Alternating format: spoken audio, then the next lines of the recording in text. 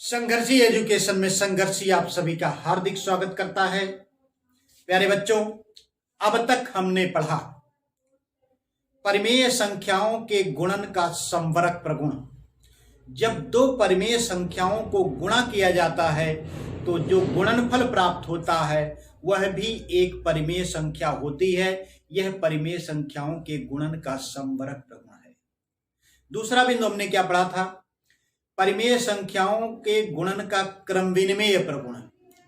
क्रम विनिमेय प्रगुण क्या है कि दो परिमेय संख्याओं का अगर क्रम बदल करके गुणा किया जाए तो जो गुणनफल प्राप्त होता है वही होता है, यानी गुणनफल में कोई परिवर्तन नहीं होता है।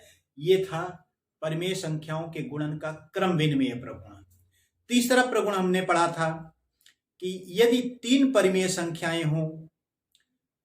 तीसरा प्रगुण हमने साहचर्य प्रगुण पढ़ा था, परिमेय संख्याओं के गुणन का साहचर्य प्रगुण, कि यदि तीन परिमेय संख्याएं हों तो पहली और दूसरी का गुणा करके उसमें तीसरी परिमेय संख्या का गुणा किया जाए, या दूसरी और तीसरी का गुणा करके उसमें पहली परिमेय संख्या का गुणा किया जाए। गुणनफल में कोई परिवर्तन नहीं होता है। ये परिमेय संख्याओं के गुणन का साहचर्य प्रगुण था।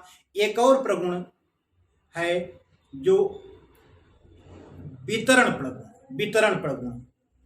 यदि दो परिमेय संख्याओं को हम एक ब्रैकेट में जोड़ कर लिखे हों और उसके ब्रैकेट के बाहर किसी तीसरी परिमेय संख्या से गुणा किया जाए तो जिस परिमेय संख्या से गुणा किया जाता है उस परिमेय संख्या का दोनों ही परिमेय संख्याओं में गुणा होता है और बीच में धन चिन्ह बना होता है। यह परिमेय संख्याओं का योगफल पर गुणन का वितरण प्रगुण कहा जाता है। तो इस प्रकार से ये चार प्रगुण पढ़ने के बाद हम अगला अभ्यास 1E करेंगे। आइए थोड़ा सा इनका इंग्लिश में नाम भी जान लेते हैं। संवरक प्रगुण को क्लोजर प्रॉपर्टी कहते हैं और क्रम विनिमेय प्रगुण को कम्यूटेटिव प्रॉपर्टी कहते हैं। साहचर्य प्रगुण को एसोसिएटिव प्रॉपर्टी कहते हैं और आपका अगला प्रगुण जो वितरण प्रगुण है उसे हम डिस्ट्रीब्यूटिव प्रॉपर्टी कहते हैं। तो आइए इन प्रॉपर्टीज को पढ़ने के बाद हम अभ्यास 1E को हल करते हैं, क्योंकि इन प्रॉपर्टीज को पढ़ने के बाद ही इस अभ्यास को हल किया जा सकता था। इसलिए हमने इसका वीडियो बना करके अपलोड कर दिया है। इसे आप देख सकते हैं। इसका टाइटल है परिमेय संख्याओं के गुणन के प्रगुण। ये टाइटल करके हमने डाला है, आप उसे देख सकते हैं। आइए हम बढ़ते हैं अभ्यास 1E की तरफ। पहला प्रश्न है, निम्नांकित कथनों में से सत्य कथन को चुनिए। सत्य कथन आइए नंबर 1 पर देखते हैं। ऋण 2/5 गुणे ऋण 3/4 बराबर ऋण 3/4। यहाँ पर आप देख रहे हैं कि ऋण 3/4 बाद में था, यहाँ पर ऋण 3/4 पहले हो गया है और ऋण 2/5 यहाँ पहले था, यहाँ पर 2/5 क्या है, बाद में है। यानी क्रम को बदल दिया गया है, यानी क्रम विनिमेय नियम है। तो क्रम विनिमेय नियम के अनुसार क्रम को बदल देने से परिमेय संख्याओं के गुणनफल में कोई परिवर्तन नहीं होता है। अतः यह कथन क्या होगा, सत्य होगा। यह कथन क्या होगा, सत्य होगा। आइए दूसरा देखते हैं। यहां पर आप देख सकते हैं कि दो परिमेय संख्याओं का गुणा किया गया है, बड़े ब्रैकेट में लिखा गया है। उसके बाद बाहर तीसरी परिमेय संख्या से इसको गुणा किया गया है। आगे आप देख सकते हैं कि इसमें से एक पहली परिमेय संख्या जो थी ऋण 2/3 थी, उसको इन्होंने बाहर कर दिया है। उसके बाद गुणा, फिर बड़े ब्रैकेट में 1/5 गुणे ऋण 2/7 लिखा है। यानी दो परिमेय संख्याओं को एक साथ लेकर के तीसरी से गुणा किया गया है। फिर उसके बाद पहली परिमेय संख्या को बाहर रख करके दूसरी तीसरी का एक साथ गुणा किया गया है। यानी यह साहचर्य प्रगुण है और साहचर्य प्रगुण के अनुसार गुणनफल में कोई परिवर्तन नहीं होगा। अतः यह कथन भी क्या हो जाएगा, सत्य। अगला है तीसरा खंड इसका है 3/4 और ऋण 5/7 का गुणनफल परिमेय संख्या नहीं है। तो आइए देखते हैं 3/4 एक परिमेय संख्या है और ऋण 5/7 भी एक परिमेय संख्या है। तो हमारा संवरक प्रगुण कहता है कि दो परिमेय संख्याओं का गुणनफल सदैव एक परिमेय संख्या होता है। अतः यहां पर इन्होंने क्या लिखा है कि नहीं है, अर्थात यह कथन क्या हो जाएगा, असत्य हो जाएगा। यह कथन क्या है, असत्य। आइए हम अगला देखते हैं। यहां पर 7/8 धन ऋण 5/6 एक बड़े ब्रैकेट में इन्होंने लिखा है गुणे 3/4, यानी देखिए बीच में धन चिन्ह लगाया गया है। उसके बाद क्या है 7/8 गुणे 3/4, 3/4 का 7/8 में गुणा हुआ है, बाद में धन चिन्ह लगाया गया है। फिर ऋण 5/6 में 3/4 का गुणा किया गया है। तो यह क्या है, योगफल पर गुणा का वितरण प्रगुण लागू होता है, डिस्ट्रीब्यूटिव लॉ लागू होता है, अर्थात यह क्या है, सत्य है। योगफल पर गुणा का वितरण नियम लागू होता है, यानी दो परिमेय संख्याओं को अगर हम एक ब्रैकेट में लिख दें, बाहर किसी अन्य परिमेय संख्या से गुणा किया जाए, तो ब्रैकेट के अंदर जो धन के रूप में दो परिमेय संख्याएं लिखी हैं उन दोनों में बारी बारी से गुणा होगा और बीच में धन का चिन्ह बना रहेगा। यह योगफल पर गुणन का वितरण नियम यानी डिस्ट्रीब्यूटिव लॉ है। तो इस प्रकार से यह भी सत्य हो जाएगा। आइए देखते हैं दूसरा प्रश्न हमारा क्या कहता है। निम्नांकित कथनों को गुणा की क्रिया करके सत्यापित कीजिए। 2/7 गुणे ऋण 11/8 बराबर ऋण 11/8 गुणे 2/7। आप यहां देख सकते हैं क्रम को बदल दिया गया है, अर्थात क्रम विनिमय प्रगुण है। ये दोनों बराबर होंगे लेकिन हमें सत्यापित करना है। तो आइए देखते हैं LHS। LHS का मतलब लेफ्ट हैंड साइड, यानी बाएं पक्ष में जो लिखा गया है उसे LHS कहते हैं, लेफ्ट हैंड साइड कहते हैं। तो आइए देखते हैं इसका गुणन कितना होता है, गुणे ऋण 11/8। तो इसका मान आप देख लेते हैं कितना होता है। तो 11 दूना 22, 8 सत्ते 56, ऋण 22/56 हो जाएगा। RHS आइए देखते हैं कितना होता है। RHS बराबर हो जाएगा ऋण 11/8 गुणे 2/7, ये बराबर हो जाएगा 11 दूना 22, यानी ऋण 22/8 सत्ते 56, ऋण 22/56। आप देख सकते हैं कि ये दोनों ही बराबर हैं, यानी LHS बराबर RHS, लेफ्ट हैंड साइड बराबर राइट हैंड साइड हो गया है, अर्थात ये हमने सत्यापित कर दिया है। आइए देखते हैं कि दूसरे प्रश्न का दूसरा खंड क्या है। ऋण 8/9 गुणे 15/17 बराबर 15/17 गुणे ऋण 8/9। ये भी वही है, आपका क्रम विनिमय प्रगुण है। तो आइए लेफ्ट हैंड साइड हम इसका देखते हैं। LHS यानी लेफ्ट हैंड साइड बराबर हो जाएगा ऋण 8/9 और गुणे 15/17। तो इसको गुणा करके आप देख लीजिए, 15/120 होता है। तो ये हो जाएगा ऋण 120 और 17 नवा यानी 9 7 63 हो गया, 9 1 9 9 6 15 153 हो गया। आइए RHS देख लेते हैं, राइट हैंड साइड देख लेते हैं। RHS बराबर है 15/17 गुणे हो जाएगा ऋण 8/9, 15/17 गुणे ऋण 8/9। आप गुणा करिए तो 15/120 ऋण 120/17 नवा 153। आप देख सकते हैं कि यहाँ दोनों ही बराबर हैं, अतः यह सत्यापित हो गया। क्या सत्यापित हो गया, LHS बराबर RHS, लेफ्ट हैंड साइड बराबर राइट हैंड साइड। आइए हम देखते हैं कि दूसरे प्रश्न का तीसरा खंड है। आप देख सकते हैं कि यहाँ पर 3 परिमेय संख्याएं हैं। ऋण 8/7 गुणे बड़े ब्रैकेट में 1/2 गुणे ऋण 4/3 बड़ा ब्रैकेट बंद, उसके बाद फिर बड़ा ब्रैकेट शुरू, ऋण 8/7 गुणे 1/2 गुणे ऋण 4/3। यह क्या है, साहचर्य प्रगुण के अनुसार है। आप देख सकते हैं कि 2 परिमेय संख्याओं को एक साथ गुणा किया गया है, इसमें तीसरी पहली परिमेय संख्या के बाद दूसरी दो परिमेय संख्याओं को गुणा करके ब्रैकेट में लिखा गया है। आगे देख सकते हैं कि पहली और दूसरी को एक साथ कर लिया गया है, इसमें तीसरी के गुणा किया गया है, अर्थात यह साहचर्य प्रगुण के अनुसार ये बराबर तो है, लेकिन इनमें सत्यापित करना है।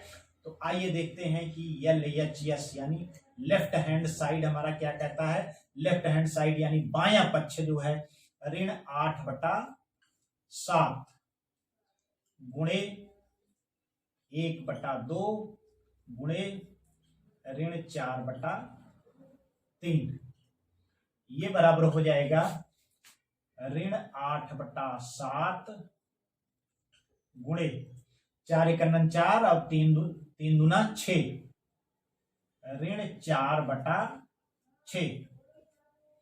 आप देख सकते हैं इन दोनों को हमने गुणा कर दिया, ऋण 4/6, ये भी ऋणात्मक है और ये भी ऋणात्मक है, यानी दोनों का गुणनफल धन हो जाएगा। 8 चौक 32 हो गया और 7 छक 42 बराबर हो गया 32/42। आइए हम RHS देख लेते हैं। राइट हैंड साइड इसका क्या है, ऋण 8/7 गुणे 1/2 गुणे 4/3। अब आइए इन दोनों को एक साथ गुणा कर लेते हैं, बराबर ये हो जाएगा 8 × 8 7 दूना 14 ऋण 8/14 गुणे 4/3, ऋण 4/3 है ये, तो ये है आपका ऋण 4/3। तो ये हो जाएगा 8 चौक 32, ये भी ऋणात्मक है और ये भी ऋणात्मक है, यानी गुणनफल धनात्मक हो जाएगा 32 और 14 × 3 42, 32/42। आप देख सकते हैं कि RHS और LHS दोनों बराबर हैं। लेफ्ट हैंड साइड बराबर राइट हैंड साइड, LHS बराबर RHS, लेफ्ट हैंड साइड बराबर राइट हैंड साइड हो गया है, यानी लेफ्ट हैंड साइड माने बायां पक्ष बराबर राइट हैंड साइड माने दायां पक्ष, यानी बायां पक्ष दाएं पक्ष के बराबर हो गया है, अतः ये सत्यापित हो गया। आइए हम तीसरे प्रश्न की तरफ पढ़ते हैं। निम्नांकित में रिक्त स्थानों की पूर्ति अपनी अभ्यास पुस्तिका में कीजिए, प्रत्येक कथन के आगे संबंधित प्रगुण का नाम भी लिखिए। तो आइए पहले खंड को हम देखते हैं। 2/11 गुणे ऋण 3/7 बराबर ऋण 3/7 गुणे, तो ये क्रम विनिमय प्रगुण है। आप देख सकते हैं कि यहाँ पर ऋण 3/7 बाद में था, यहाँ पर पहले कर दिया है, अर्थात यहाँ पर आप क्या भरेंगे 2/11। कौन सा प्रगुण है, क्रम विनिमेय प्रगुण है, क्रम विनिमेय प्रगुण है। ये क्या है आपका क्रम विनिमेय प्रगुण। आइए देखते हैं, यहां पर खाली स्थान है, उसके बाद गुणे 2/3 गुणे 3/2। उसके बाद देखिए यहां पर 11/3 लिखा है, यह साहचर्य प्रगुण के अंतर्गत है, 3 परिमेय संख्याएं हैं, तो यहाँ पर 2 परिमेय संख्याओं को गुणा के रूप में लिखा गया है, बाहर एक परिमेय संख्या से गुणा किया गया है, अतः यहाँ पर कौन सी परिमेय संख्या भरी जाएगी, ऋण 11/3, क्योंकि ऋण 11/3 इधर नहीं है, यहाँ पे देखिए, यहाँ पे दिखाया गया है, तो ये ऋण 11/3 हम भर देंगे। यहाँ पर ऋण 11/3 हमने भर दिया, तो यहाँ पे कौन सी संख्या आएगी, आप देख सकते हैं कि 3/2 लिखा हुआ है, 11/3 यहाँ हो गया, तो बचा क्या 2/3 बचा, तो यहाँ पर आप भर देंगे 2/3। तो ये कौन सा प्रगुण हो गया, साहचर्य प्रगुण, साहचर्य प्रगुण। चलिए ये हो गया। आइए तीसरा खंड हम देखते हैं। तीसरे में आप देखिए कि ऋण 5/7, उसके बाद गुणे, खाली स्थान है, उसके बाद धन लिखा गया है, यानी ये वितरण प्रगुण है, योगफल पर गुणन का वितरण प्रगुण है। तो आप आइए देखते हैं क्या भरा जाएगा, ऋण 5/7 गुणे 2/5, देखिए 2/5 से यहाँ गुणा किया गया, बाद में धन लिखा गया, इसका मतलब यहाँ पर क्या भरा जाएगा 2/5, 2/5। यहाँ पे अब धन के बाद खाली स्थान दिया गया है, उसके बाद ऋण 4/7 आया है, तो गुणा की संख्या से होगा, जो बाहर गुणे के रूप में लिखी गई उसी से तो होगा ना। तो ये हो जाएगा आपका ऋण 5/7। यह है योगफल पर गुणन का वितरण प्रगुण कि ब्रैकेट में अगर दो परिमेय संख्याएं धन के रूप में लिखी गई हैं, बाहर किसी परिमेय संख्या से गुणा चिन्ह के साथ इसको गुणा किया जाता है, तो इस परिमेय संख्या का बारी बारी से दोनों ही परिमेय संख्याओं को गुणा होगा और बीच में धन चिन्ह बना रहेगा। यह योगफल पर गुणन का वितरण प्रगुण है, यानी ऋण 5/7 का गुणा एक बार 2/5 में होगा, फिर धन चिन्ह लगेगा, फिर उसके बाद ऋण 5/7 का गुणा ऋण 4/7 में होगा। ठीक है, तो योगफल पर गुणन का वितरण प्रगुण है, तो ये लिखेंगे योगफल पर गुणन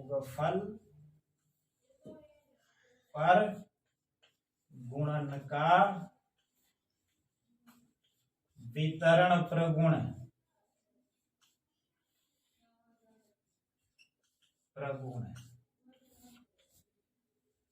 तो ये हो गया आपका योगफल पर गुणन का वितरण प्रगुण। तो इस प्रकार से 3 प्रश्नों का हल हो चुका है। अब आइए बढ़ते हैं हम इस अभ्यास के चौथे प्रश्न की तरफ। हाँ, तो बच्चे चौथा प्रश्न हमारा क्या कहता है, सरल कीजिए। पहला खंड है ऋण 3 गुणे ऋण 10/9 गुणे 18/5 गुणे ऋण 1/6। आइए देखते हैं इसका सरल क्या हो सकता है। ऋण 3 गुणे ऋण 10/9 गुणे 18/5। यहां पर आप देख सकते हैं कि ऊपर भी ऋण है, हर अंश में भी ऋण है, हर में भी ऋण है, अर्थात इसे आप धन लिख सकते हैं, यानी 1/6 लिख सकते हैं। आइए अब आगे इसको सरल करते हैं। तो 3 से आप इस 6 से 18 को काट दीजिए, 6 का नम 6 और 6 त्रिक 18। उसके बाद आप ऐसा करिए, 3 से 9 को काट दीजिए, 3 त्रिक को 9। आइए देखते हैं क्या हो गया। ऋण 3 था, यहां पर गुणे ऋण 10/9 था, हमने 3 से इसको काट दिया, तो ये हो जाएगा 3 गुणे 6 त्रिक 18 हमने किया था, इस 3 से 9 को हमने काट दिया, अर्थात यहां पर बच जाएगा 1/5। और यहां पर क्या था, 1 था ऊपर, नीचे 1 था, 1/1, अर्थात 1 से गुणा करेंगे तो इसका कोई परिवर्तन नहीं होगा, सो उसको गुणा करने की आवश्यकता नहीं है। अब यहां पर आप देखिए, यहां भी 3 है और यहां भी 3 है, तो 3 से 3 को आप काट दीजिए, 3 × 9 3 हो गया और 3 × 9 3।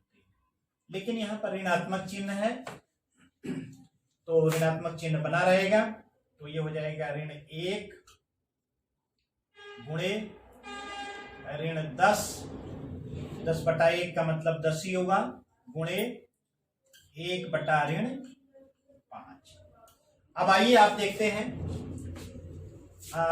5 से आप 10 को काट दीजिए, 5 × 9 5 और 5 × 2 10। अब आइए देखते हैं क्या होता है। ऋण 1 गुणे, यहाँ पे ऋणात्मक चिन्ह था तो ऋणात्मक चिन्ह आप लगा दीजिए, गुणे यहाँ पर 1/1 हो जाएगा, यानी ऋण 1 ही रहेगा। अब आप यहाँ पर देखिए कि ऋण 1 गुणे ऋण 2 गुणे ऋण 1, तो ऋण का गुणनफल धन होता है, तो ऋण 1 गुणे ऋण 2 जब आप करेंगे तो ये हो जाएगा 2, धन 2 हो जाएगा। ऋण का गुणनफल धन होता है, और पुनः गुणे ऋण 1। अब यहां पर देखिए धन 2 हो गया, यहां पर ऋण 1 हो गया, और ऋण और धन का गुणनफल सदैव ऋण होता है, अतः ये हो जाएगा ऋण 2, यानी आपको आंसर क्या हो गया, मिल गया आपको ऋण 2। तो इस प्रकार से चौथे प्रश्न के पहले खंड को हमने सरल किया, हमें आंसर क्या प्राप्त हुआ, ऋण 2। आइए हम चौथे प्रश्न के दूसरे खंड की तरफ बढ़ते हैं। दूसरा खंड क्या है, ऋण 1 बटा ऋण 9 गुणे 3 बटा 20 गुणे ऋण 4 गुणे 6 बटा ऋण 5।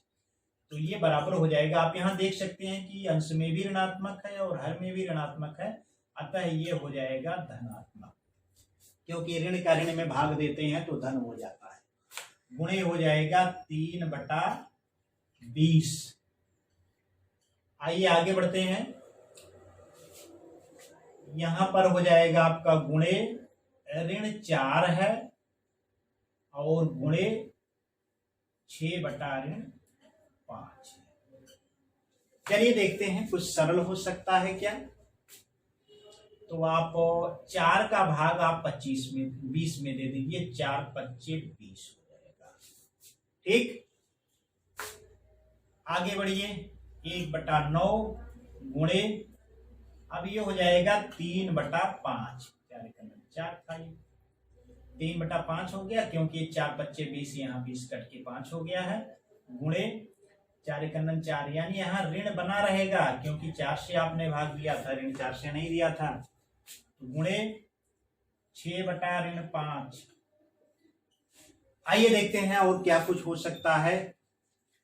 तो आप 3 से 9 को काट दीजिए, 3 एकन्नन 3 और 3 त्रिको 9। आइए बढ़ते हैं। 1 बटा 3 अब ये हो गया, गुणे ये 1 बटा 5 हो गया, गुणे ऋण 1 है, गुणे 3 बटा ऋण 5, सॉरी 3 बटा ऋण 5 नहीं, 6 बटा ऋण 5। अब आइए देखिए कुछ हो सकता है क्या। तो 3 से आप 6 को काट दीजिए, 3 एकन्नन 3 और 3 दूना 6।